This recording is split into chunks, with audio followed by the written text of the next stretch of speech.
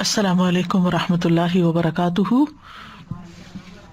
نحمده ونصلی علی رسولہ الکریم، اما بعد فاعوذ باللہ من الشیطان الرجیم، بسم اللہ الرحمن الرحیم، رب اشرح لی صدری ویسر لی امری واحلل عقدۃ من لسانی یفقہوا قولی۔ لو أنزلنا هذا القرآن على جبل لرأيته خاشعا متصدعا من خشية الله وتلك الأمثال نضربها للناس لعلهم يتفكرون۔ امثال القرآن پروگرام کے سلسلے میں آج ہم منافق کے ظاہری حلیے کی مثال کے بارے میں پڑھیں گے، جس کا ذکر سورۃ المنافقون کی آیت نمبر 4 میں آتا ہے۔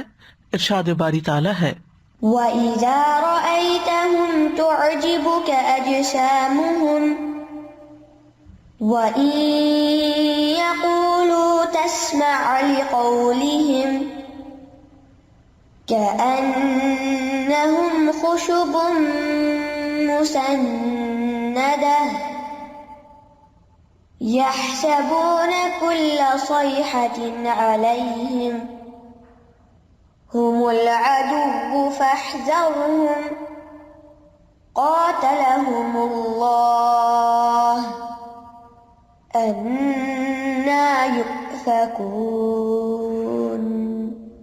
اور جب آپ انہیں دیکھیں تو آپ کو ان کے جسم خوشنما لگیں، اور اگر وہ باتیں کریں تو آپ ان کی باتیں سنتے رہ جائیں، گویا کہ یہ ٹیک لگائی ہوئی لکڑیاں ہیں، یہ ہر بلند آواز کو اپنے ہی خلاف سمجھتے ہیں، یہی حقیقی دشمن ہے، پس ان سے محتاط رہیے، اللہ انہیں غارت کرے، یہ کہاں سے پھیرے جاتے ہیں۔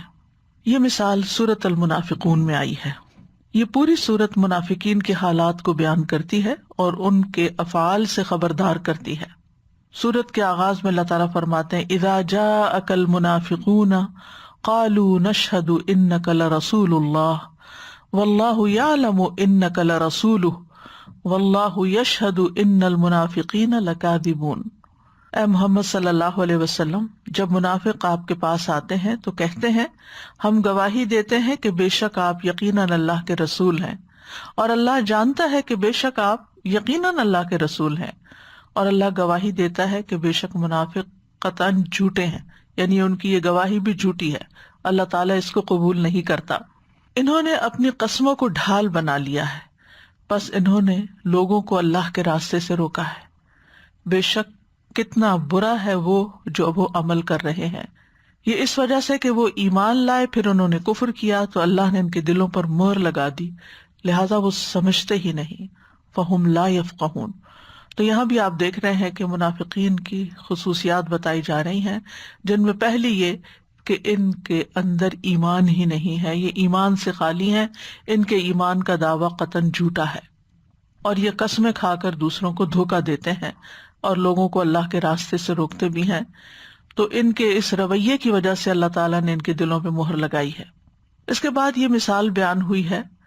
ان آیات کے شان نزول کے بارے میں حدیث میں آتا ہے، صحیح بخاری کی روایت ہے، زید بن ارقم کہتے ہیں کہ میں نے ایک لڑائی کے موقع پر عبداللہ بن ابی کو یہ کہتے ہوئے سنا کہ جو لوگ رسول اللہ صلی اللہ علیہ وسلم کے پاس جمع ہیں تم ان پر خرچ نہ کرو، تاکہ وہ خود ہی آپ کے پاس سے الگ ہو جائیں، جب ان کو کھانے کو نہیں ملے گا تو وہ یہ دین کا راستہ ہی چھوڑ دیں گے۔ اس نے یہ بھی کہا کہ اب جب ہم مدینہ لوٹ کے جائیں گے تو عزت والا وہاں سے ذلت والوں کو باہر نکال دے گا۔ تو میں نے ان باتوں کا ذکر حضرت عمر سے کر دیا، انہوں نے یہ باتیں جا کر نبی صلی اللہ علیہ وسلم کو بتا دی، آپ نے مجھے بلایا تو میں نے آپ کو یہ باتیں بتا دی کہ ہاں واقعی میرے سامنے یہ سب ہوا ہے۔ تو رسول اللہ صلی اللہ علیہ وسلم نے عبداللہ بن ابی اور ان کے ساتھیوں کو بلا بھیجا، ان سے پوچھا کہ کیا انہوں نے یہ بات کہی ہے، تو انہوں نے قسم اٹھا لی کہ ہم نے اس طرح کی کوئی بات کہی ہی نہیں۔ چنانچہ رسول اللہ صلی اللہ علیہ وسلم نے مجھے جھوٹا سمجھا کہ شاید بچے نے کوئی غلط بیانی کی ہے، اور اسے سچا خیال کیا، مجھے اس بات سے اتنا دکھ ہوا کہ اتنا کبھی کسی بات سے نہیں ہوا تھا. ظاہر ہے جس ہستی کو انسان سب سے زیادہ محبوب جانے، اس کی نگاہوں میں گر جائے، جھوٹا قرار پائے، اعتماد چلا جائے تو پھر کیا حالت ہو سکتی ہے. میں اپنے گھر میں بیٹھ گیا، یعنی آپ کا سامنا نہیں کر سکتا تھا. مجھے میرے چچا نے کہا تو نے یہ کیا کیا کہ رسول اللہ صلی اللہ علیہ وسلم تجھے جھوٹا کہیں اور تم پر ناراض ہوں. تو اللہ سبحانہ وتعالیٰ نے یہ سورت نازل کر دی، اذا جاءک المنافقون قالوا نشہد انک لرسول اللہ. جب منافق آپ کے پاس آتے ہیں تو گواہیاں دیتے ہیں، ہم گواہی دیتے ہیں کہ آپ اللہ کے رسول ہیں.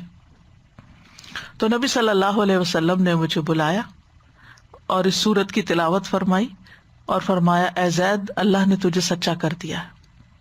تو اس سے یہ پتہ چلتا ہے کہ جو انسان سچا ہوتا ہے، اگر وقتی طور پر اس پر کوئی امتحان آ بھی جائے، لوگ اس کو مسٹرسٹ بھی کریں، لیکن اگر اس کے اندر اخلاص ہے، سچائی ہے، تو اللہ سبحانہ تعالیٰ ایسے خفیہ تدابیر کے ذریعے ایسے مواقع پیدا کر دے گا کہ اس کی سچائی خود بخود ظاہر ہو جائے گی.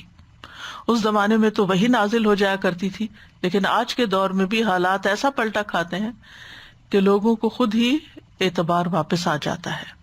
تو اللہ سبحانہ تعالیٰ نے منافقین کے بارے میں یہ ذکر کیا کہ جب وہ آپ کے پاس آتے ہیں تو منہ سے اسلام کا اقرار کرتے ہیں، لیکن حقیقت اس کے بالکل برعکس ہے.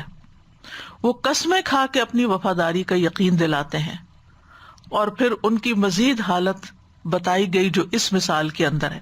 یعنی کچھ ان کی خصوصیات جو خصوصاً عقیدے سے متعلق ہے وہ اوپر بیان ہوئی، اور اس کے بعد ان کی ظاہری حالت کے بارے میں بات کی گئی اور یہ مثال دی گئی. تو یہاں پر آج ہم منافقین کے ظاہری حال حلیے کی مثال کے بارے میں پڑھیں گے.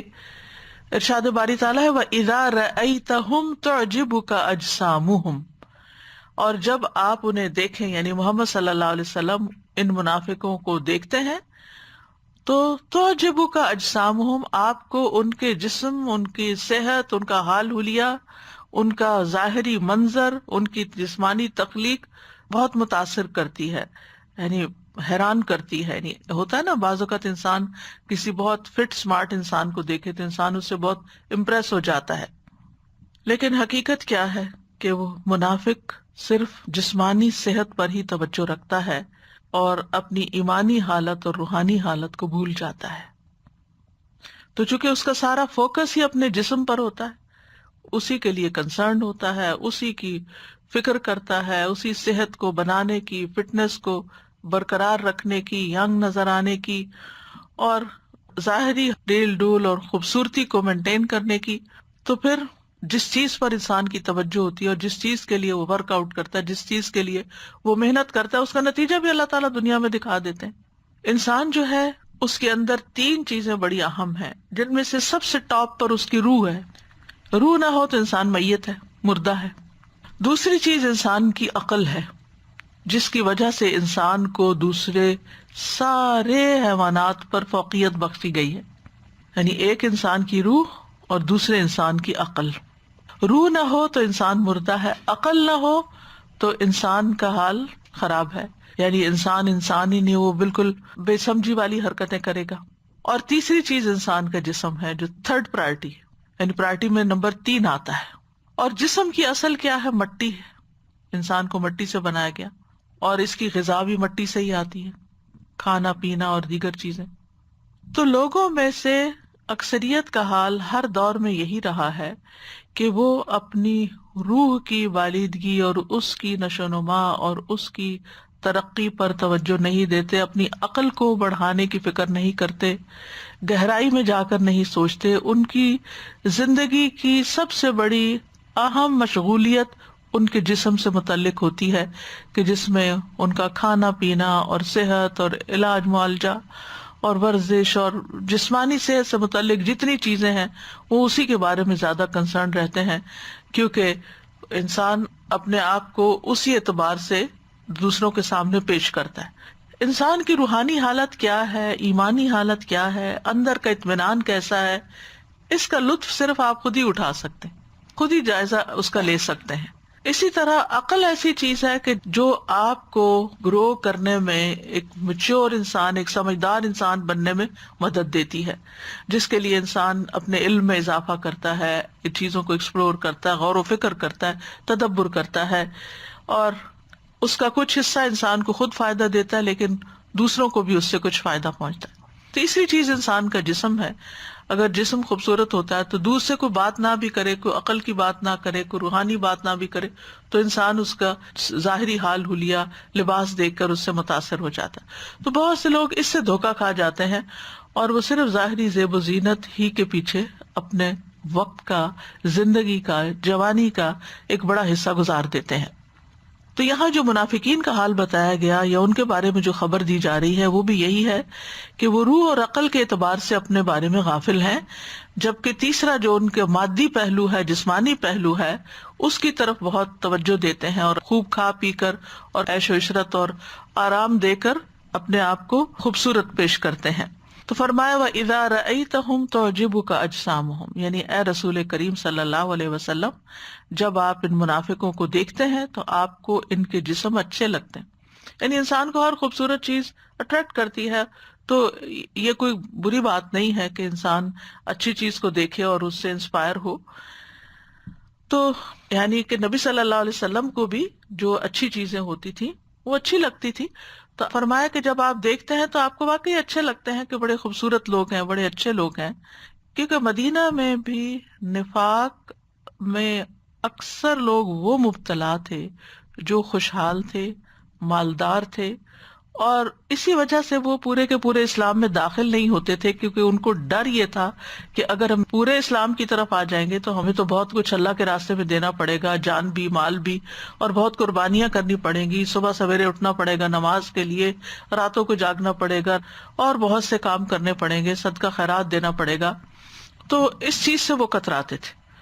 تو اکثر منافقین جو تھے وہ خوشحال لوگ تھے، صاحب حیثیت تھے، انفلوئنشل لوگ تھے، ظاہری دنیاوی اعتبار سے بہت ہوشیار، چالاک اور طرار لوگ تھے، دنیاوی فائدوں کو خوب سمجھتے تھے، اور ان کی یہ خوشحالی ہی اور مال کی ہرس ہی ان کے نفاق کا باعث تھی۔ اور ان میں سے خاص طور پر جو ان کا سردار تھا عبداللہ بن ابی، یہ معاشی لحاظ سے بھی ان کا رئیس تھا، یعنی بڑا تھا، دیکھنے میں بھی بڑا خوبصورت تھا، لمبے قد والا اور بہت خوبصورت جسم کا مالک۔ زید بن ارقم رضی اللہ عنہ نے اس کے اور اس کے ساتھیوں کے متعلق کہا تھا، صحیح بخاری میں آتا ہے، کانوا رجالا اجمل شیء، کہ وہ بہت خوبصورت لوگ تھے، یعنی دیکھنے میں بڑے خوش منظر تھے۔ ابن عباس رضی اللہ عنہما کہتے ہیں کہ عبداللہ بن ابی منافق جو تھا، خوبصورت چہرے والا، تندرست، حسین اور فصیح اللسان تھا، بولنے کا بھی بڑا ماہر تھا۔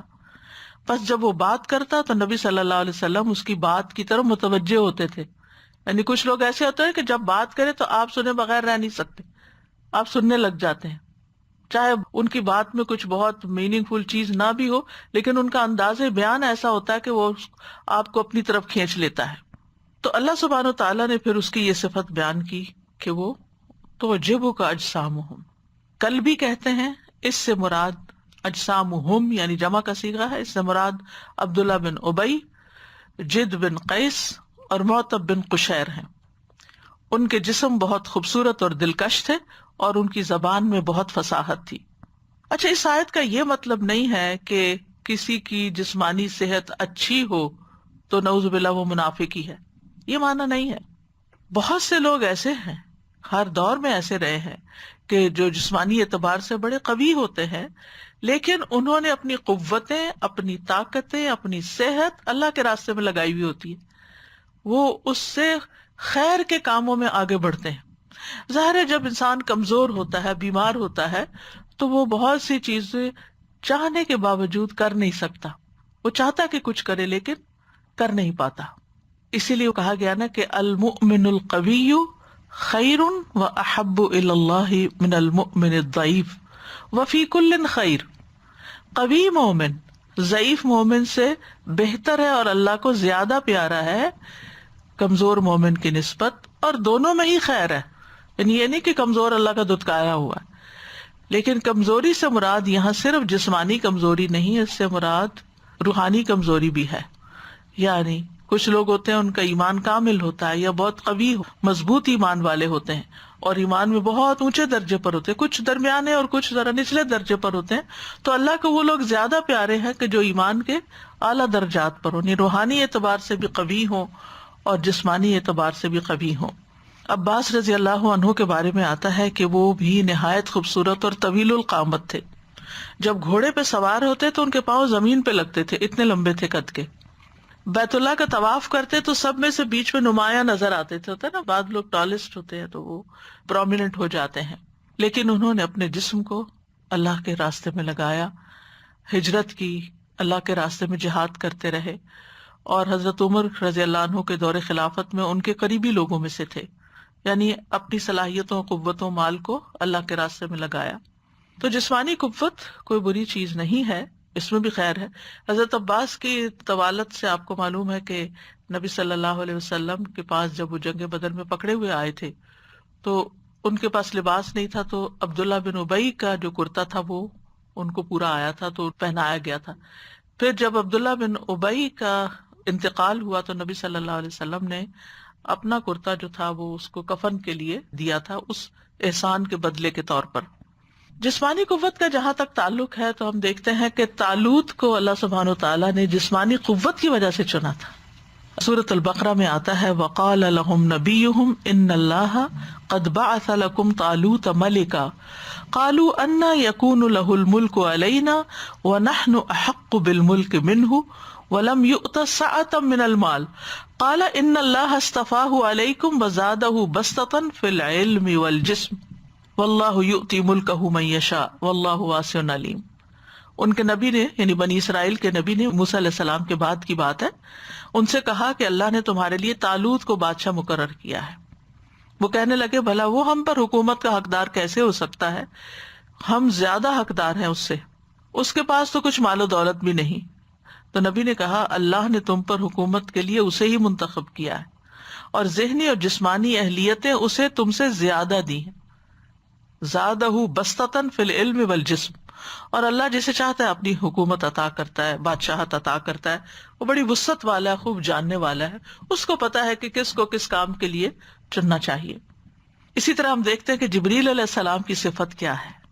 قرآن مجید میں آتا ہے انہ لقول رسول کریم ذی قوۃ عند ذی العرش مکین مطاع ثم امین. یہ قرآن ایک معزز رسول فرشتے کا قول ہے، جبریل لے کر آئے ہیں، جو بڑا طاقتور ہے، ذی قوہ، قوت والا ہے، اور صاحب عرش کے ہاں بڑے رتبے والا ہے. عند ذی العرش مکین، بڑا مقام ہے ان کا، وہاں اس کا حکم مانا جاتا ہے، یعنی جو وہ فرشتوں کو کرنے کے لیے کہتے ہیں فوراً فرشتے ان کی بات مانتے ہیں، بااعتماد ہے، ٹرسٹ وردی ہے.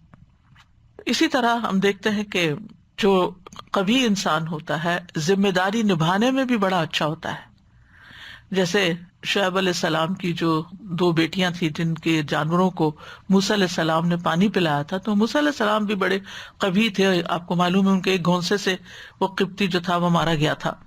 تو ان کی بیٹیوں نے جب آ کے اپنے والد کو بتایا کہ کس طرح کسی اجنبی شخص نے ان کی مدد کی ہے، اور پھر یہ سفارش کی کہ آپ اس کو ہی کام پر رکھ لیں تاکہ ہمارا جھنجٹ ختم ہو، ہم عورتیں باہر نہ نکلیں، تو کوئی آپ مزدور رکھ لیں. اور انہوں نے موسیٰ علیہ السلام کے بارے میں جب ریکمنڈیشن دی تو ساتھ ہی کہا ان خیر من استاجرت القوی الامین، کہ بہترین آدمی جسے آپ اجرت پر رکھنا چاہیں وہی ہو سکتا ہے جو طاقتور اور امین ہو. 2 خوبیاں ان میں، یعنی ایک خاتون کے اندر بھی اللہ نے سمجھ ڈالی کہ کسی کو ہائر کرنے کے لیے کیا کرائیٹیریا ہونا چاہیے، کیا دیکھا جانا چاہیے. جس کے اندر کام کی طاقت بھی ہو، وہ کام جو اس کے سپرد کیا جائے وہ کر بھی لے، اور دوسرا یہ کہ ٹرسٹ وردی ہو، کیونکہ جس کو انسان کام دیتا ہے پھر اگر وہ خائن ہو تو وہ دھوکہ دے جاتا ہے، کام پورا نہیں کرتا. اور بہترین انسان وہ ہے جو اللہ کے راستے میں نکلے اور کسی خوف و خطر کی پرواہ نہ کرے، بزدلی کا مظاہرہ نہ کرے، یعنی روحانی اور قلبی اعتبار سے بھی مضبوط دل کا ہو. سیدنا ابو ہریرہ سے روایت ہے، صحیح مسلم میں ہے، رسول اللہ صلی اللہ علیہ وسلم نے فرمایا بہترین زندگی اس شخص کی زندگی ہے جو اپنے گھوڑے کی باگیں تھامے اس کی پشت پر بیٹھ کر اللہ کی راہ میں محو پرواز ہوتا ہے. جہاں کسی خوف و خطرے کی خبر سنتا ہے تو موت اور شہادت کو اس کے مقام پر تلاش کرنے کو لپکتا ہے، یعنی جان کی بھی پرواہ نہیں کرتا، جو کرنے کا کام ہوتا ہے اس کو کر گزرتا ہے.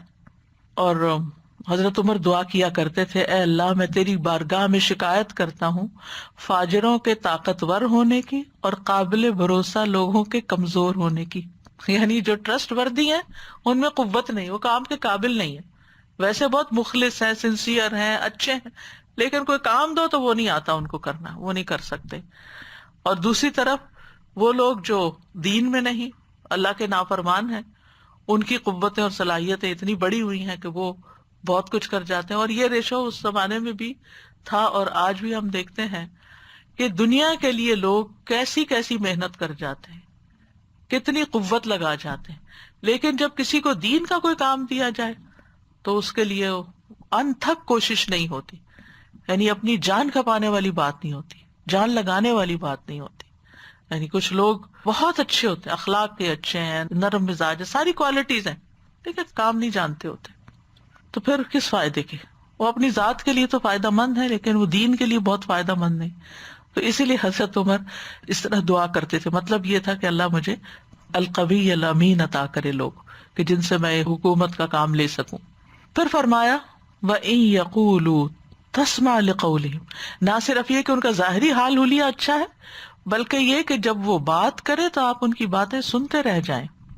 یعنی گفتگو کا انداز بڑا اچھا ہے، کلام کی فصاحت و بلاغت ہے، ووکیبلری، الفاظ کا چناؤ، باتوں میں شیرینی. جب بات کرے تو آپ ان کو بالکل سچا سمجھیں، اتنی کنونسنگ پار، اور آپ کو لگے کہ یہ بات کرتے چلے جائیں. یعنی کچھ لوگ ہوتے ہیں نا، جب وہ بات کرتے ہیں تو انسان بوجھل ہوتا ہے، یعنی ان کی بات بوجھ لگتی ہے کہ بس جلدی ختم کرو، کہ پریشرائزڈ فیل کرتا ہے انسان اور مزہ نہیں آتا ان سے بات کر کے. لیکن کچھ لوگ ایسے ہوتے ہیں کہ جب وہ بولتے ہیں تو دل چاہتا ہے کہ بولتے چلے جائیں. تو یہاں ان کا بھی یہی حال تھا. بظاہر وہ اسلام کی باتیں کرتے، اسلام کی موافقت، اسلام کی خدمت کی اور اسلام کی خوبصورتی کی، لیکن جب عملی میدان میں آتے تو کہیں نظر نہیں آتے تھے، یا آتے بھی تو خرابیاں کرتے تھے، لوگوں میں پھوٹ ڈالتے، فتنہ فساد برپا کرتے. تو یہاں ان کی ایک اور علامت بتا دی گئی کہ وہ کیسے لوگ ہیں. اور اس چیز سے بھی انسان کو محتاط رہنا چاہیے، کیونکہ سورۃ صف کے شروع میں جو مثال ہم نے کل پڑھی تھی اس میں بھی آتا ہے کبر مقتا عند اللہ ان تقولوا ما لا تفعلون. اللہ کو بڑا غصہ دلانے والی، اللہ کے نزدیک بڑی سخت ناپسندیدہ بات ہے کہ جو تم کہو پھر وہ کرو نہیں. یعنی زبان کے غازی ہو لیکن عمل کے میدان میں فیل، تو یہ چیز اللہ تعالیٰ کو پسند نہیں. یعنی بعض اوقات ہوتا ہے نا کہ کچھ لوگ باتوں میں بہت مبالغہ کرتے ہیں اور اتنی آپ کی مدد کی، آپ کے ساتھ چلنے کی بڑی بڑی باتیں کرتے ہیں، دعوے کرتے ہیں، لیکن جب آپ ان کو چھوٹا سا بھی کام دیں تو آئیں بائیں شائیں کرنے لگتے ہیں اور کوئی نہ کوئی عذر بہانے تلاش کر لیتے ہیں اور کوئی نہ کوئی کہانی سنا دیتے ہیں کہ پھر آپ رہ جاتے ہیں. اور پھر جب کوئی موقع آتا ہے پھر بڑی بڑی باتیں کرتے.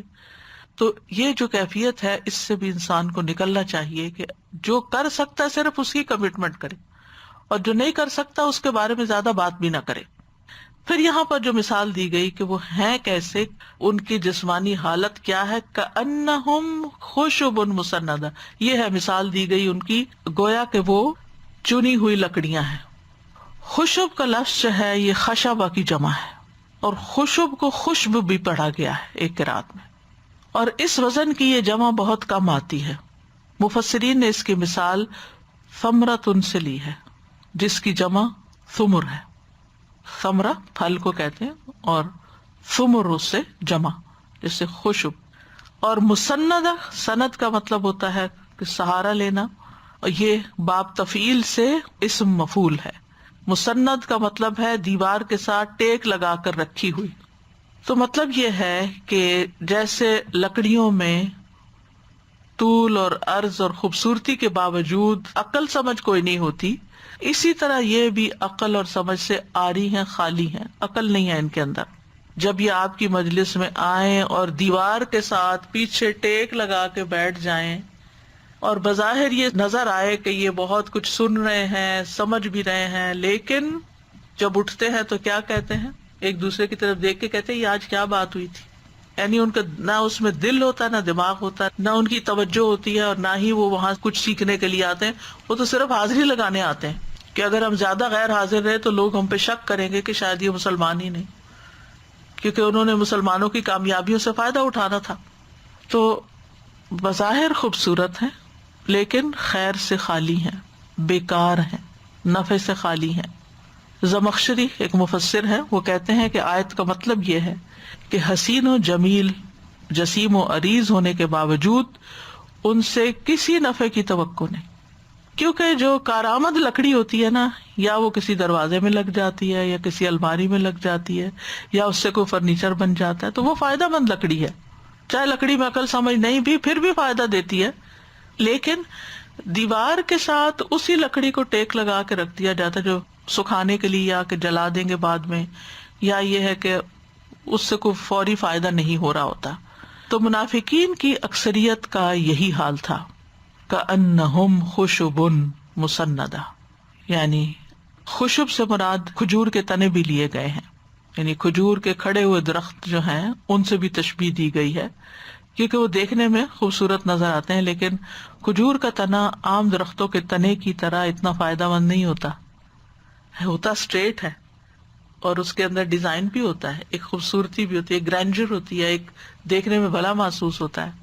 لیکن اگر آپ کھجور کے تنے کو کاٹیں اور کاٹ کے آپ اس سے کوئی فرنیچر بنانا چاہیں، کوئی کھڑکی میں لگانا چاہیں کچھ، تو آپ اس کو نہیں لگا سکتے، وہ فائدہ نہیں دیتا. تو ایک قول یہ ہے کہ یہ کھجور کے تنوں جیسی لکڑی ہے جو کام نہیں آتی زیادہ. دوسری بات یہ کہی گئی کہ ان کو کھوکھلی لکڑی کے تختوں کے ساتھ تشبیہ دی گئی ہے. کھوکھلی لکڑی جیسے سیوی لگی ہوتی ہے، سیوی کہتے ہیں اس کو، دیمک کو، کہ وہ اندر سے کھائی بھی ہوتی ہے. کبھی آپ نے دیکھا ہوگا جن دروازوں کو یا جن لکڑیوں کو دیمک لگ جاتی ہے، وہ بظاہر دیکھنے میں بڑی خوبصورت نظر آ رہی ہوتی ہے، پالش کی ہوئی، فرسٹ کلاس، لیکن جب آپ ان کے اوپر کوئی دباؤ ڈالتے ہیں اور جب وہ ٹوٹتی ہے تو حیران ہو جاتے ہیں کہ اندر تو کچھ بھی نہیں تھا. کراچی وغیرہ میں آپ نے دیکھا ہوگا کہ اکثر گھروں میں اگر ووڈن فلور ہو یا دروازے لکڑی کے ہوں تو ان کو دیمک لگ جاتی اور وہ کھوکھلے ہو جاتے، اور جب ان کو ریپلیس کیا جاتا ہے تو ان کی حالت دیکھ کے حیرانی ہوتی ہے کہ یہ کیا کھڑا تھا، یہ تو گرنے والا تھا. اگر اب اس کو نہ اتارا جاتا تو یہ سب کچھ گر جاتا، یعنی نہ وہ کوئی بوجھ اٹھاتے ہیں. لیکن ہاں، دیکھنے میں جب تک ان کا اندر نظر نہیں آتا، دیکھنے میں وہ خوبصورت ہی نظر آ رہے ہوتے ہیں. تو منافقین بھی دیکھنے میں خوبصورت نظر آ رہے ہوتے ہیں، لیکن یہ ہے کہ اندر سے بالکل کھوکھلے ہیں، ایمان سے خالی اور روحانی طور پر بالکل بیکار. تیسرا معنی یہ بھی کیا گیا ہے کہ نہ وہ خیر کی بات سنتے ہیں نہ قبول کرتے ہیں. یعنی دیوار کے ساتھ رکھی ہوئی لکڑیوں کے ساتھ اس لیے تشبیہ دی گئی ہے کہ جیسے لکڑی سے آپ بات کریں تو اس کو نہ کوئی سمجھ آتی ہے اور نہ ہی وہ کوئی جواب دیتی ہے اور نہ ہی وہ کچھ آپ کسی کام آتی. وہ جہاں آپ نے کھڑا کر دیا نا، جہاں ہے وہیں ہے، سالہ سال تک بھی وہیں رہیں گی. وہی الگ بات ہے کھوکھلی ہو کے گرے گی، ٹوٹ جائے گی. سلیمان علیہ السلام جنوں سے جب کام لیتے تھے تو عصا کے سہارے کھڑے ہوتے تھے، اور آپ جانتے ہیں سب قرآن مجید میں یہ واقعہ بیان ہوا ہے کہ ان کی موت کی خبر جنوں کو بھی نہیں ہوئی، حتیٰ کہ ان کی جو عصا تھا اس کو جب دیمک نے کھا لیا تو وہ عصا گر گیا، ٹوٹ گیا، اور پھر تب جنوں کو پتا چلا کہ سلیمان علیہ السلام تو فوت ہو چکے ہیں. تو مطلب یہ ہے کہ 3 وجوہات کی بنا پر ان کو چنی ہوئی لکڑیوں سے تشبیہ دی گئی. ایک بظاہر خوبصورتی جیسے پالشڈ دروازے اور فلور لیکن اندر سے کھایا ہوا. دوسرے باطن میں خرابی، اندر گھن لگا ہوا، کھوکھلے. اور تیسرے حق کی بات نہ سننا نہ قبول کرنا. اور یہ تینوں چیزیں تھیں ان کے اندر. تو منافق کا جو دل ہوتا ہے وہ ایمان سے خالی ہوتا ہے، کیونکہ لکڑیوں کے تختوں کی طرح نہ عقل رکھتے ہیں اور نہ ہی ان کے اندر کوئی روح ہوتی ہے، نہ کسی بات کو سنتے ہیں نہ سمجھتے ہیں، کیونکہ پیٹوں میں ایمان ہی نہیں، اندر کچھ ہے ہی نہیں، اندر سے خالی ہیں. اور مسندہ کا مطلب کیا ہے؟ سہارا لیے ہوئے. تو منافق قسموں کا سہارا لیتے تھے اپنی جانوں کو محفوظ کرنے کے لیے، اپنے نفاق کو چھپانے کے لیے قسموں کا سہارا لیتے تھے. تو یہ دونوں الفاظ یہاں بڑے قابل غور ہیں، خشب بھی اور مسندہ بھی. خشب جو ہے یہ بظاہر خوبصورت چنی ہوئی لمبی لکڑی کے لیے آتا ہے، ٹھوس لکڑی کے لیے آتا ہے، لیکن اندر سے پھر خالی ہے تو وہ اور بات ہے۔ اور خشبہ وہ لکڑی ہوتی ہے جو لمبی، کھردری، ٹھوس ہوتی ہے، جس کی شاخیں سخت ہوتی ہیں، لمبی ہوتی ہیں، لیکن زندگی سے خالی ہوتی ہیں، ان میں کوئی تمیز شعور نہیں ہوتا، احساس نہیں ہوتا۔ جو غصن ہوتی ہے وہ ٹہنی ہوتی ہے جو درخت کی جاندار ٹہنی ہوتی ہے، جس پہ پتے لگتے ہیں، جس پہ پھل پھول لگتے ہیں، یعنی دونوں ہی لکڑیاں، ایک ہے خشب جس میں کوئی خیر نہیں، کچھ نہیں اس کے اندر، سوکھی لمبی، بظاہر دیکھنے میں آپ نے ٹویگز دیکھی ہوں گے کہ لوگ ان کو ڈیکوریشن کے لیے بھی استعمال کرتے ہیں، بظاہر دیکھنے میں خوبصورت لیکن اندر کوئی خیر نہیں۔ اس کے برعکس جو برانچ ٹری کے ساتھ لگی ہوئی ہوتی ہے، جو باہر آتی ہے، اس پہ پتے نکلتے ہیں، اس پہ پھول نکلتے ہیں، اس پہ پھل لٹکتے ہیں، یعنی درخت کا اصل حسن ہی حسن ہوتا ہے۔ حسن نہ ہو تو نہ پھول لگے، نہ پھل لگے، نہ پتے لگے، نہ ہرا ہو، نہ پھلدار ہو، نہ پھولدار ہو۔ تو ان دو کو آپ کمپیئر کر لیں۔ جو مومن ہوتا ہے وہ حسن کی طرح ہوتا ہے، تر و تازہ، تؤتی اکلھا کل حین باذن ربھا۔ اس کے برعکس منافق جو ہوتا ہے وہ خیر سے خالی ہوتا ہے۔ اور پھر یہ ہے کہ خشب مسندہ ہے، یعنی بظاہر دیکھنے میں اچھی بھی لیکن اندر کچھ نہیں۔ کیونکہ آپ دیکھیں کہ لکڑی کو بھی استعمال کرنے سے پہلے ٹھوک بجا کے دیکھا جاتا ہے نا کہ کس قسم کی ہے، کوئی گھن تو نہیں لگی ہوئی، تبھی اس کو دیوار میں یا چھت پہ لگایا جاتا ہے یا فلور لگایا جاتا ہے اس کا۔ تو ان کو جب کوئی امتحان آتا ہے ان کو آزمانے کے لیے تو اس وقت ان کی حقیقت ظاہر ہو جاتی ہے، اور یہ کسی بھی خاص جگہ پر پھر فٹ نہیں آتے۔ تو ان کے بیکار اور حقیر ہونے کی طرف اشارہ ہے کہ یہ کہیں فٹ نہیں آتے، نہ فلور میں، نہ دیوار میں، اور نہ چھت پہ، دین کی کسی خدمت کے قابل نہیں، یعنی زندہ ہے لیکن زندہ لاش جس کو کہتے ہیں نا، احساس سے خالی، ایمان سے خالی۔ کیونکہ جو زندہ درخت ہوتے ہیں وہ بڑھتے ہیں، پھلتے ہیں، پھولتے ہیں، فائدہ مند ہوتے ہیں، آکسیجن دیتے ہیں، چھاؤں دیتے ہیں، پھل دیتے ہیں۔ لیکن جو درخت مر جاتا ہے، آپ نے دیکھا ہوگا جب باہر آتی تو کچھ درخت جل چکے ہوتے ہیں سردیوں کی برف سے، یہاں یہ منظر بہت جگہ نظر آتا ہے، دوبارہ پھلتے پھولتے نہیں، تو ان کا حال حلیہ جو ہے وہ بالکل الگ ہوتا ہے، ان سے کوئی خیر نہیں آتی پھر، حتیٰ کہ ان کو کاٹ ہی دیا جائے، اور ان کا کاٹنا ہی زیادہ بہتر ہوتا ہے کہ اگر وہ گرے تو نقصان دے۔ اور ایسے درخت جو وہ مضبوط بھی نہیں ہوتے، جو سوکھ جاتے ہیں، ان کے اندر کوئی ثابت قدمی بھی نہیں ہوتی۔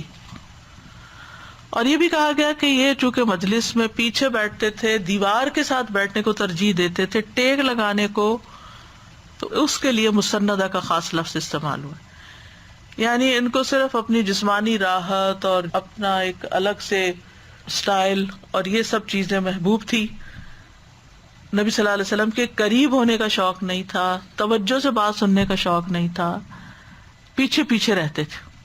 مزید اور ان کی کیا خصوصیت اس آیت میں بتائی گئی؟ یحسبون کل صیحۃ علیہم، یہ ہر آواز کو اپنے خلاف سمجھتے ہیں، یعنی بظاہر خوبصورت، کیونکہ اندر سے کھوکھلے ہیں اس لیے بزدل ہیں، اندر سے انتہائی کمزور ہیں، ویک ہیں، گھبرائے ہوئے، کم ہمت، خوف زدہ رہتے ہیں۔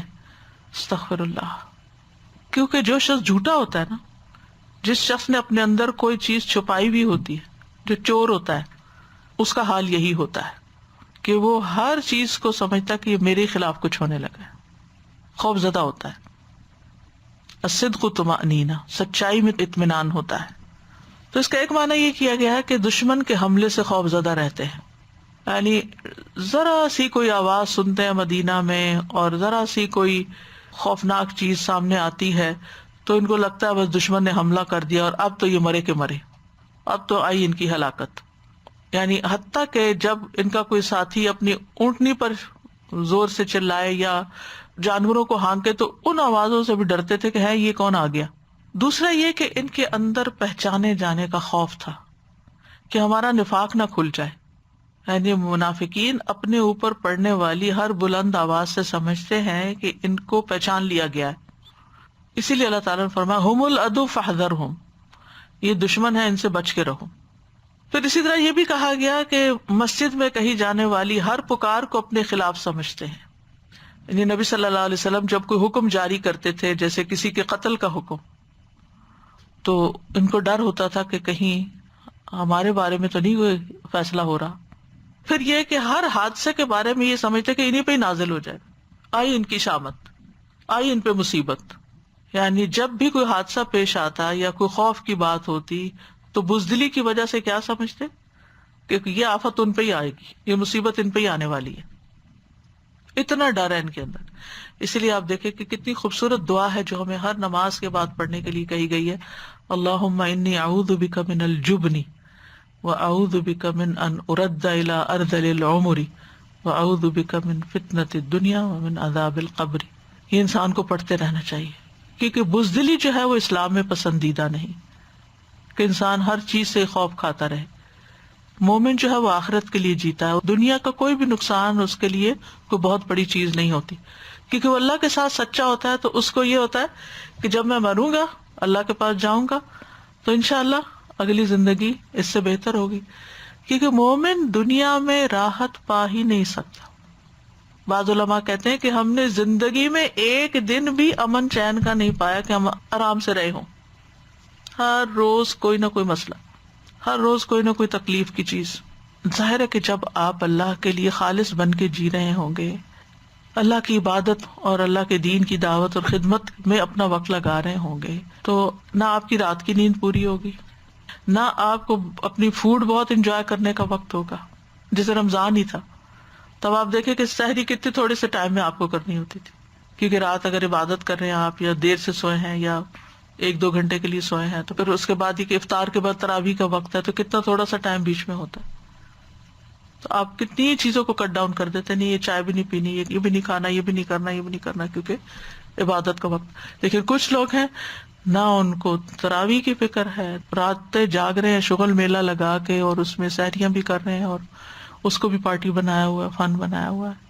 تو بہت بڑا فرق ہے نا, کہ ایک انسان جس کی توجہ عبادت کی طرف ہے اور پورا دھیان اس کی طرف ہے, اور باقی چیزوں کو صرف ضرورتاً کر رہا ہے, وہ ضرورت پوری ہو جائے, کام چل جائے.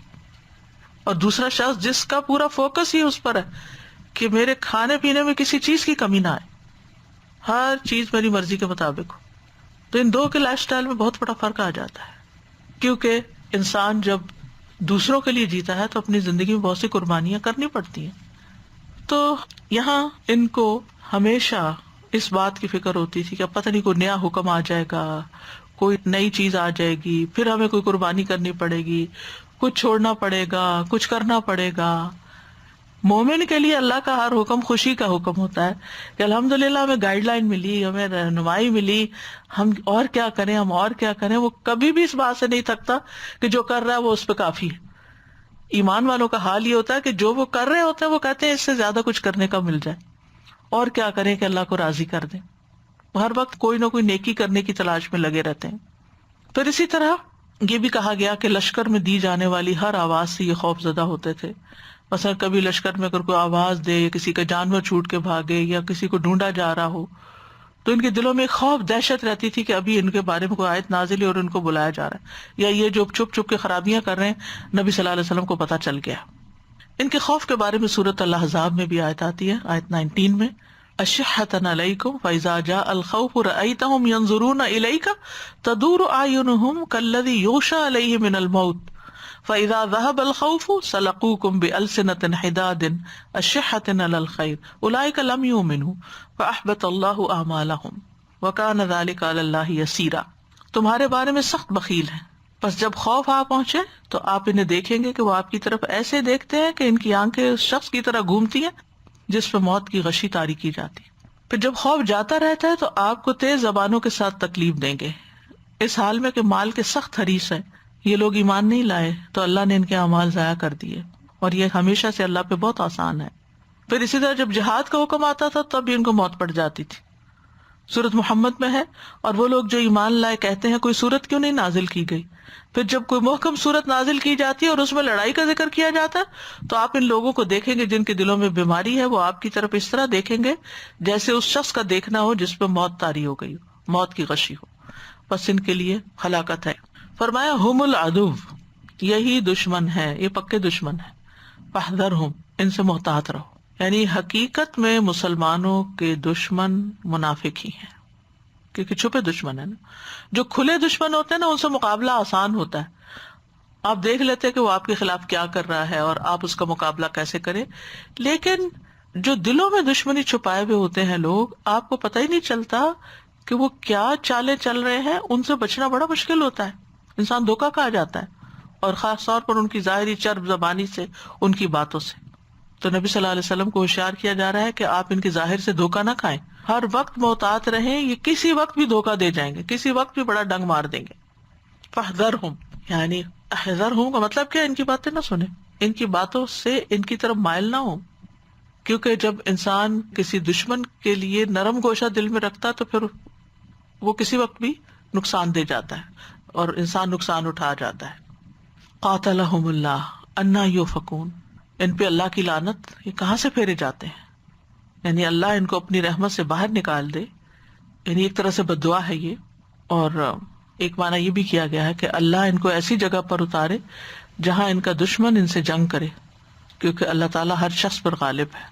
انا یؤفکون، کہاں سے پھیرے جاتے ہیں، مطلب یہ ہے کہ کیسے وہ حق سے منہ موڑ جاتے ہیں، کس طرح کی پھرکی گھوم جاتی ہے کہ حقیقت کو دیکھ نہیں پاتے، حقیقت کو کوئی اور معنی پہنا دیتے، کوئی تعویل کر لیتے ہیں، جھوٹ بولتے ہیں، حق سے پھر جاتے ہیں، بھلائی کے کام سے پھر جاتے ہیں. ان کی عقل ماری جاتی ہے، حالانکہ دلائل بالکل واضح ہوتے ہیں، بات بالکل سمجھ آ رہی ہوتی ہے، لیکن یہ سمجھ ہی نہیں پاتے. تو بنیادی طور پر اس آیت میں منافقین کی صفات بیان کی گئی ہیں. قرآن مجید میں دیگر مقامات پر بھی ان کی کچھ صفات بیان ہوئی ہیں، جیسے سورۃ محمد میں آتا ہے وَلَتَعْرِفَنَّهُمْ فِي لَحْنِ الْقَوْلِ، آپ انہیں بات کے انداز سے ہی ضرور پہچان لیں گے کہ یہ مخلص لوگ نہیں ہیں.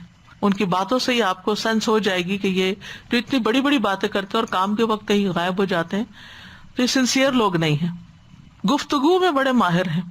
ابو عثمان نہدی کہتے ہیں میں حضرت عمر کے پاس تھا، وہ لوگوں سے بات کر رہے تھے، انہوں نے اپنے خطبے میں فرمایا کہ رسول اللہ صلی اللہ علیہ وسلم نے فرمایا مجھے اپنی امت پر سب سے زیادہ ڈر اس منافق کا ہے جو زبان آور ہوتا ہے، پھر یہ کہ باتیں بہت کرتے ہیں. رسول اللہ صلی اللہ علیہ وسلم نے فرمایا فحش گوئی اور زیادہ باتیں کرنا نفاق کے شعبے ہیں، یعنی گالی گلوچ اور بے حیائی کی باتیں، پرائیویٹ لائف سے متعلق باتیں، یہ منافقت کی علامت ہوتی ہے. پھر یہ کہ بعض اوقات حکمت میں اپنی باتیں کرنا لیکن عمل اس کے بالکل برعکس کرنا.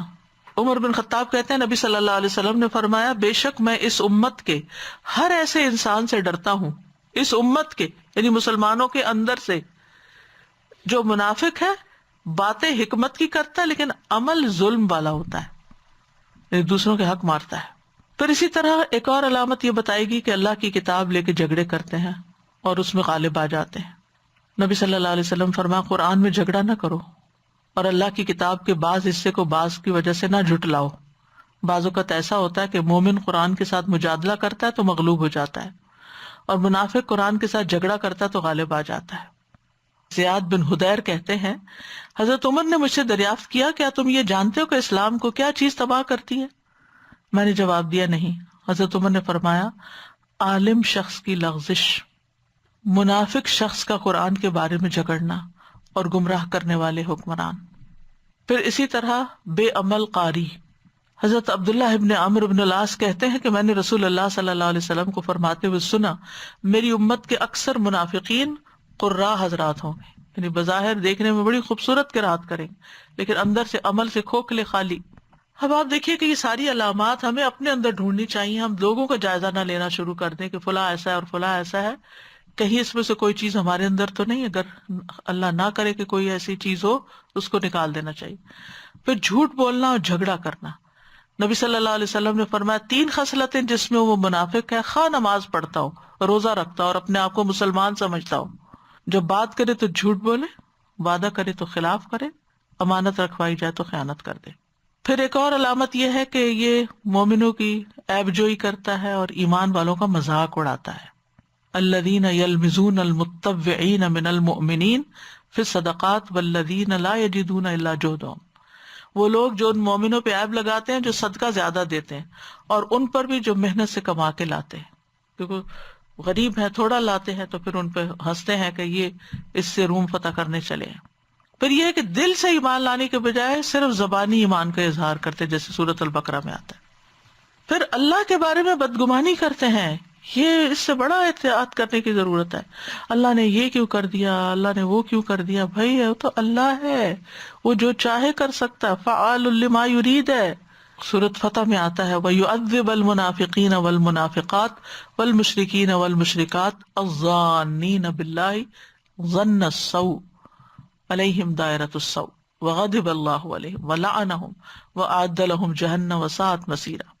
پھر منافق کی ایک علامت یہ بھی ہوتی ہے کہ وہ اللہ اور اس کے رسول کے وعدوں کو جھوٹا سمجھتا ہے۔ ہاں جنت کے وعدے ہیں، حوروں کے وعدے ہیں، کس نے دیکھی جنت، کس نے دیکھے یہ سب کچھ، تو اس کا مذاق بھی اڑاتے ہیں۔ تم لوگ ہر چیز آخرت پہ چھوڑ دیتے ہو، آخرت کس نے دیکھی، کل کس نے دیکھا؟ یعنی جو وعدے اللہ اور اس کے رسول نے کیے ہیں گویا وہ ایسی باتیں ہیں، نعوذ باللہ۔ پھر لوگوں سے چھپتے ہیں، لوگوں سے ڈرتے ہیں، اللہ سے نہیں ڈرتے۔ سورۃ نساء میں آتا ہے یستخفون من الناس ولا یستخفون من اللہ، وہ لوگوں سے چھپتے ہیں اور اللہ سے نہیں چھپتے، حالانکہ وہ ان کے ساتھ ہوتا ہے جب وہ رات کو اس بات کا مشورہ کرتے ہیں جسے وہ پسند نہیں کرتا۔ پھر نماز سے پیچھے رہتے ہیں۔ عبداللہ بن عمر فرماتے ہیں ہم دیکھتے تھے کہ نماز سے کوئی بھی پیچھے نہیں رہتا سوائے اس منافق کے جس کا نفاق ظاہر ہو یا وہ بیمار ہو، جبکہ جو بیمار ہوتا وہ بھی 2 آدمیوں کے سہارے چلتا نماز پڑھنے آ جاتا۔ قرآن مجید میں بھی آتا ہے نا وَإِذَا قَامُوا إِلَى الصَّلَاةِ قَامُوا كُسَالَىٰ، کہ جب وہ نماز کی طرف آتے ہیں تو سستی کے مارے آتے ہیں۔ وَلَا يَذْكُرُونَ اللَّهَ إِلَّا قَلِيلًا، اور نماز میں اللہ کو تو تھوڑا ہی یاد کرتے ہیں۔ فجر اور عشاء کی نماز ان پہ خاص طور پر بھاری ہوتی ہے۔ عصر نماز بھی لیٹ کر کے پڑھتے ہیں، سورج کو دیکھتے رہتے ہیں، جب وہ زرد ہو جاتا ہے تو پھر 2-4 ٹھونگے مار لیتے ہیں اور اللہ کو بہت یاد نہیں کرتے، بس تھوڑا سا ہی۔ بہت زیادہ کھاتے ہیں، فرمایا بے شک مومن 1 آنت میں کھاتا ہے اور کافر یا منافق 7 آنتوں میں۔ نیکی سے روکتے ہیں، برائی کا حکم دیتے ہیں، مال و دولت میں بخل کرتے ہیں۔ المنافقون والمنافقات بعضهم من بعض یأمرون بالمنکر، برائیاں پھیلاتے ہیں اور برائیوں کا حکم دیتے ہیں۔ وینہون عن المعروف، نیکی سے روکتے ہیں۔ ویقبضون ایدیہم نسوا اللہ فنسیہم ان المنافقین هم الفاسقون۔ پھر حرص اور طمع اور بے صبری کا مظاہرہ کرتے ہیں۔ منہم من یلمزک فی الصدقات، ان میں سے کچھ وہ ہیں جو آپ پر صدقات کے بارے میں تان کرتے ہیں، پھر اگر انہیں اس میں سے کچھ دے دیا جائے تو خوش ہو جاتے ہیں، اگر نہ دیا جائے تو ناراض ہو جاتے ہیں۔ بد اخلاق بھی ہیں۔ 2 خصلتیں ایسی ہیں جو منافق میں جمع نہیں ہوتی، اچھا اخلاق اور دین کی سمجھ، یہ ان دونوں سے غاری ہیں۔ پھر 2 رخی شخصیت، کسی کے پاس جا کے کسی طرح بات کرنا اور کسی اور کے پاس بالکل الٹ ہو جانا۔ جھوٹی تعریفیں چاہنا۔ وَيُحِبُّونَ أَن يُحْمَدُوا بِمَا لَمْ يَفْعَلُوا، یہ بھی نفاق کی علامت ہوتی ہے کہ انسان یہ تمنا کرے کہ جو کام اس نے کیا ہی نہیں اس پہ اس کی تعریف ہو جائے۔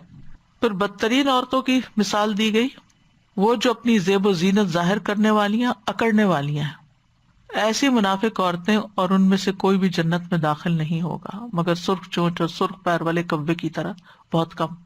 پھر منافق کے اندر بہت ریاکاری بھی ہوتی ہے، ریاکاری کو منافقین کی خصلت بتائی گئی۔ یراؤن الناس، لوگوں کو دکھاوا کرتے، یعنی کیا چاہتے ہیں کہ ان کے کارنامے لوگ جانیں، ان کو اس کی بڑی خواہش ہوتی ہے، اندر اخلاص کچھ نہیں ہوتا۔ عبادت اس لیے کرتے کہ لوگوں کو پتہ چل جائے اور لوگ تعریف کریں کہ یہ بڑا عبادت گزار ہے۔ پھر اسی طرح اپنے حال حلیے سے، اپنی آواز سے، اپنی چیزوں سے یہ ظاہر کرتے ہیں کہ وہ عبادت کر کر کے تھک چکے ہیں، آج ان کا روزہ ہے۔ یعنی یہ ایک طرح سے خفیہ ریاکاری ہوتی ہے، ایسی حرکتیں کرنا، چاہے زبان سے کچھ نہ کہے لیکن عمل سے ظاہر کرنا کہ بڑے عبادت گزار ہیں بھائی۔ پھر اسی طرح ایسا لباس وضع قطع جس سے بڑے نیک اور پاک نظر آئیں، بس مخصوص قسم کے لباس پہن کے لوگوں پر اپنے تقویٰ کا روب چاڑنا، جبکہ اصل میں دل نہ ہو ایسے لباس پہننے کا، لیکن ایسی مجلس میں جانا جہاں اس کی ضرورت ہو تو لوگوں کو بڑا اچھا نیک دکھائی دینا، عام زندگی میں اس کا کوئی اہتمام نہ کرنا۔ پھر اسی طرح آیات اور احادیث اس لیے یاد کرنا کہ لوگوں کو امپریس کر سکیں کہ دیکھیں کتنی آیتیں یاد ہیں ان کو، تو بڑے عالم ہیں۔ پھر اسی طرح لوگ دیکھیں تو لمبا رکوع اور لمبے سجدے کرنا، بڑے طریقے سے نماز پڑھنا، اسی طرح حج روزہ، ان اعمال میں بھی ریاکاری کرنا۔ پھر اسی طرح کسی سے ملاقات کرنا یا کسی کے پاس جانا تو وہ بھی ایک تکلف کے تحت، کہ ایک دکھاوے کے کہ حاضری لگ جائے، حالانکہ اللہ سے اجر پانے کی کوئی توقع نہ ہو۔ جب کوئی شخص اللہ کی خاطر کسی سے ملاقات کے لیے جاتا ہے تو اللہ اس سے راضی ہو جاتا ہے، اللہ اس سے خوش ہو جاتا ہے. لیکن اگر کسی کے دل میں یہ ہے کہ میں اس لیے جاؤں تاکہ لوگوں کو بتاؤں، دوسرے کو بتاؤں کہ دیکھو مجھے تم سے بڑی محبت ہے اس لیے میں آیا ہوں تمہارے پاس، حالانکہ وہ اندر کچھ نہ ہو، بھائی نہیں ہے تو نہ بولیں، ہے تو ضرور بتائیں، کیونکہ اگر ہو تو یہ بھی حکم ہے کہ دوسرے کو بتاؤ کہ مجھے محبت ہے تم سے، چاہے وہ عمل سے ظاہر کرو، چاہے وہ زبان سے کرو، یا کیسے بھی. پھر اسی طرح آرٹیفیشل تواضع، ویسے انتہائی غصے کا ہونا، گھر میں بدتمیز اور بد اخلاق ہونا، یہ باہر لوگوں سے جھک جھک کے ملنا، دوہرا رویہ، تاکہ لوگ تعریفیں کریں کہ کتنا اچھا انسان. بعض اوقات ایسا ہوتا ہے کہ کوئی عورت اپنے شوہر کی شکایت کرتی ہے کہ گھر میں بڑے بچوں کو مار پیٹ کرتے ہیں یا بدتمیزی کرتے، ابیوز کرتے ہیں، تو دوست کہتے ہیں ہم تو یقین ہی نہیں کرتے کیونکہ ہمارے پاس تو اس سے اچھا اخلاق ہی کسی کا نہیں. پھر اپنی نیکیوں پہ تعریف چاہنا، یعنی ہر عمل کو اس طرح شو کرنا کہ بس لوگ جو ہیں وہ تعریف کریں. تو یاد رکھیے کہ ان ساری حرکتوں کا انجام بڑا خوفناک ہے. ایسے لوگوں کو نہ اللہ ہدایت دیتا ہے اور پھر دردناک عذاب کی بشارت بھی دیتا ہے. دنیا میں بھی ان پہ لعنت کی گئی اور ان کے اعمال کو برباد کر دیا گیا. ان کو توبہ کی بھی توفیق نہیں ملتی. پھر پل صراط پر ان کا نور بجھ جائے گا. قیامت کے دن یہ اللہ کو سجدہ نہ کر سکیں گے، ان کی پشت تختے کی طرح ہو جائے گی. قیامت کے دن منافق کی اعلانیہ تذلیل ہوگی، لوگوں کے سامنے بلا کے بتایا جائے یہ ہے وہ لوگ جنہوں نے اللہ پہ جھوٹ باندھا تھا. جہنم کے سب سے نچلے درجے میں ہوں گے. قبر میں بھی وہ کیا کہیں گے، لا ادری لا ادری، مجھے نہیں پتا کہ میں نے سنا تھا لوگوں سے تو میں بھی وہی کہہ دیتا تھا، مجھے پتا نہیں ہے، لیکن دین کی سمجھ نہیں تھی، بس سنی سنائی باتیں. تو کرنے کا کام یہی ہے کہ ہم اپنے باطن پر توجہ کریں، اپنے ایمان کو پرکھیں، اپنے اعمال پر غور کریں، اپنی باتوں میں سچے ہوں، اپنی طاقتیں اللہ کے رستے میں لگائیں، اور اپنے بارے میں نفاق سے ڈرتے رہیں. یہ بھی ایمان کی علامت ہوتی ہے کہ اپنے بارے میں نفاق سے ڈریں، اور منافقین کے بارے میں پڑھیں، جانیں اور ان جیسے اعمال سے پرہیز کریں. تو اللہ سبحانہ وتعالی ہمیں اس سے محفوظ رکھے. اللہم انی اعوذ بک من العجز والکسل والجبن والبخل والحرم والقسوۃ والغفلۃ والعیلۃ والذلۃ والمسکنۃ واعوذ بک من الفقر والکفر والفسوق والشقاق والنفاق والسمعۃ والریاء. اللہم انی اعوذ بک من عمل الشیطان وسیئات الاحلام فانہا لا تکون شیئا. اللہم انی اعوذ بک من النفاق. اللہم انی اعوذ بک من الفقر والکفر. اللہم احسنت خلقی فاحسن خلقی. اللہم زیننا بزینۃ الایمان وجعلنا ہداۃ مہتدین. یا رب العالمین ہمارے باطن کو ہمارے ظاہر سے بھی زیادہ اچھا کر دے. یا رب العالمین ہم صرف گفتار کے غازی نہ ہوں، کردار کے غازی بھی ہوں. یا رب العالمین ہم اپنے نیک اعمال کو ظاہر کرنے کی بجائے صرف تیری خاطر چھپانے والے بن جائیں کہ اس پر تجھ ہی سے اجر چاہے. اللہ ہمارے اندر سے خود غرضیوں کو دور کر دے، ظاہر داریوں کو دور کر دے، فخر، حسد، غرور اور موقع پرستی اور ان چیزوں کو ہمارے سے دور کر دے. اللہ ہمارے اندر کی خرابیوں کو دور کر دے. ہم ایسے گندے انڈے نہ ہوں جو اوپر سے تو خوبصورت نظر آئے لیکن توڑا جائے تو اندر سے گند نکلے. یا اللہ ہمارے اندر کی گندگیوں اور میل کو دور کر دے. یا اللہ ہم نیکیوں کو پھیلانے والے بنے اور برائیوں سے روکنے والے بنے، بھلائیوں کی تعلیم دینے والے بنے اور خود بھی عمل کرنے والے بنے. یا اللہ ہمیں اپنی رحمت کے ساتھ اپنے مومن بندوں میں شامل کر لے، ہمارے اندر اپنا خوف پیدا کر دے. یا اللہ ہماری دلچسپی دنیا سے زیادہ آخرت کی ہو. اللہ ہماری دلچسپی لوگوں سے زیادہ تیری ذات کے ساتھ ہو. یا رب العالمین ہمارے اندر اپنے آپ کو نمایاں کرنے کا شوق نہ رہے. یا اللہ ہم دنیا کے معمولی فائدوں کی خاطر اپنی آخرت کو برباد نہ کریں. یا اللہ آخرت کے بارے میں ہمیں سنجیدگی عطا فرما. اللہ ہمیں مصنوعی باتوں اور تصنع کی باتوں اور غیر حقیقی باتوں سے بچا لے. یا رب العالمین ہمیں دوسروں کا مخلص ساتھی بنا. یا اللہ اپنی خاطر لوگوں سے محبت کرنے والا بنا. یا اللہ ہر طرح کی منافقت چھوٹی بڑی سب ہمارے اندر سے دور کر دے. یا رب العالمین ہمیں صحابہ کرام اور ہدایت یافتہ لوگوں کے طریقے پر چلنے کی توفیق دے اور مغضوب علیہم اور ضالین کے طریقے پر چلنے سے بچا لے. ربنا تقبل منا انک انت السمیع العلیم وتب علینا انک انت التواب الرحیم وصلی اللہ تعالی علی خیر خلقہ محمد وعلی آلہ واصحابہ واہل بیتہ اجمعین برحمتک یا ارحم الراحمین. لو أنزلنا هذا القرآن على جبل لرأيته خاشعا متصدعا من خشية الله وتلك الأمثال نضربها للناس لعلهم يتفكرون. استاذہ بہت ساری باتیں واقعی آپ نے صحیح کہا کہ جب ہم یہ منافقین کی کردار کی بات کرتے ہیں تو پتہ نہیں کہاں کہاں دماغ گھومنے لگتا ہے، لیکن پھر ہمیں پھر واپس اپنے ٹریک پہ آنا پڑتا ہے کہ خود کو دیکھو، نہ کہ دوسروں کو لیبل کریں کہ یہ تو یہی ہوگا.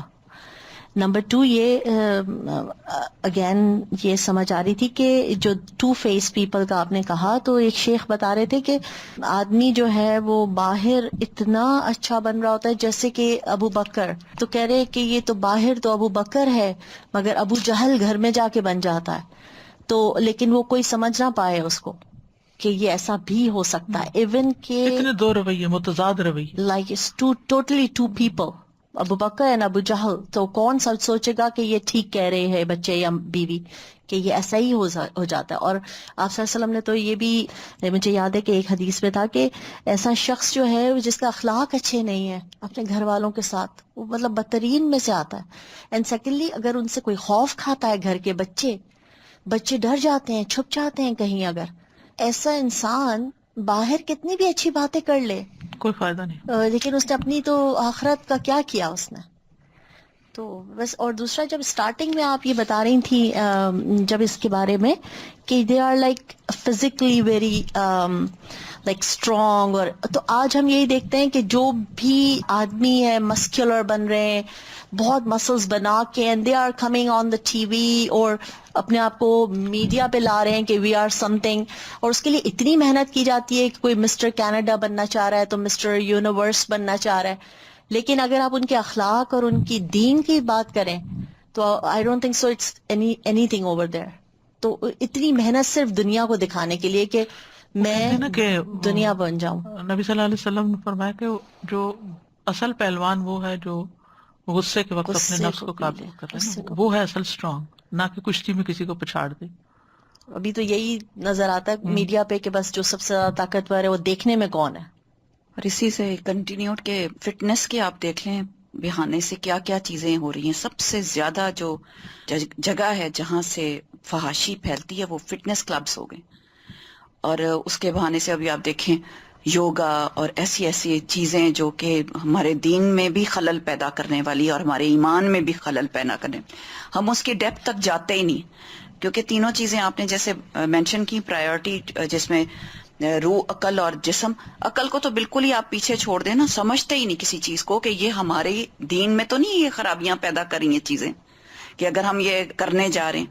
ایون کہ وہاں کے جو واش رومز ہیں یا وہ جو کلبز ہیں یا وہ جس طرح یوز کرتے ہیں وہ لوگ، اللہ معاف کر دے، مطلب کہ جس طرح کا لباس وہاں پہنا جاتا ہے، اور ان وہاں لاؤ نہیں کرتے کوئی آپ فل کورڈ آپ آئیں، خود وہ کہتے ہیں آپ کو کہ آپ انہیں یہ پہن کے آنا ہے. اور بچے جو ہیں وہ بھی اپنے ماں باپ کو اتنی جلدی کنونس کر لیتے ہیں کہ ہم یہ فٹنس کلب ہی تو جا رہے ہیں، اور وہیں سے فساد شروع. تو اللہ تعالیٰ ہمیں بچائے. دوسرا مجھے یہ بہت اچھی لگ رہی تھی بات کہ زید بن ارقم جو ہیں ان کو اتنی بڑی مطلب بات کی جاتی ہے کہ لیکن یہ نہیں کرتے کہ شکایتیں کرتے پھریں، ادھر ادھر باتیں کرتے پھر. اللہ تعالیٰ کی رضا میں راضی ہو جاتے ہیں. اور وقت تو ہمیں بھی اگر ہمارے پاس ایسے وقت آ جائے یا ہم اکیلے رہ جائیں یا ہمیں کوئی امپورٹنس نہ دے یا ہم پہ کوئی الزام لگ جائے تو فکر اس چیز کی کرے کہ سچائی کے اوپر قائم رہے، پھر اس کو نگیٹ کرنے میں اور اس میں طاقت نہ یوز کریں کہ اپنے آپ کو صفائیاں پیش کر کے آدھا ٹائم اپنا اس میں گزار دیتے ہیں.